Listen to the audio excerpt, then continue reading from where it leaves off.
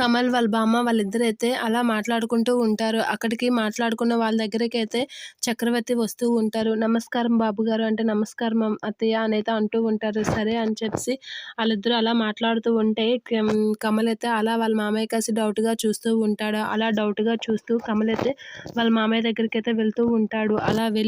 అలా వాళ్ళ మామయ్య కాసైతే తీక్షణంగా చూస్తూ ఉంటాడు. ఇక వాళ్ళ మామయ్య అయితే కొంచెం కంగారు పడుతూ ఉంటారు. ఇక కమల్ అయితే చుట్టూ వాళ్ళ మామయ్యనైతే అబ్జర్వ్ చేస్తూ ఉంటారు. అలా అబ్జర్వ్ చేయగానే చక్రవర్తి కొంచెం టెన్షన్ పడుతూ ఉంటాడు. ఏంటి కమల్ ఇలా చేస్తున్నాడు? నా గురించి ఏదైనా తెలుసుకున్నాడా ఏంటనైతే చాలా టెన్షన్ పడుతూ అలా చూస్తూ ఉంటాడు. ఇక కమల్ అయితే అలా చుట్టూ వాళ్ళ మామయ్యనైతే కింద నుంచి పై వరకు అబ్జర్వేషన్ చేసి చుట్టూ తిరుగుతూ ఉంటాడు. అలా తిరగగానే చక్రవర్తి చాలా టెన్షన్ పడుతూ ఉంటాడు. అలా చాలా టెన్షన్ పడి చక్రవర్తి అయితే తనకు పట్టిన చెమటలనైతే తుడుచుకుంటూ ఉంటారు. అయినా మీకొక విషయం తెలుసా? నేను మీ నుంచి ఒకటి కనిపెట్టాను అనైతే అంటూ ఉంటాడు. ఆ మాటలకి చక్రవర్తి అయితే చాలా షాక్ అయ్యి అలా చూస్తూ ఉంటాడు.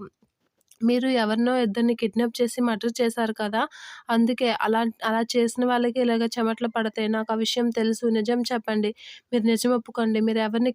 మీరు ఎందుకు మర్డర్ చేశారు? ఎందుకు కిడ్నాప్ చేశారు? వాళ్ళు మీకు ఏ తప్పు చేశారు? అని చెప్పేసి కమల్ అయితే గట్టిగా అడుగుతూ ఉంటాడు. ఏంటి నువ్వు మీనాక్షి వాళ్ళని కిడ్నాప్ చేసి మర్డర్ చేసిన విషయం వీళ్ళకెలా తెలిసింది?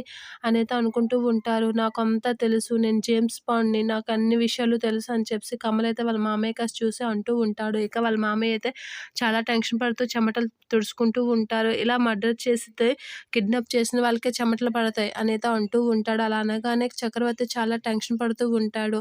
ఇక కమల్ అలా అనేసరికి ఏంటి ఇలా దొరికిపోయాను అనైతే అనుకుంటాడు చక్రవర్తి.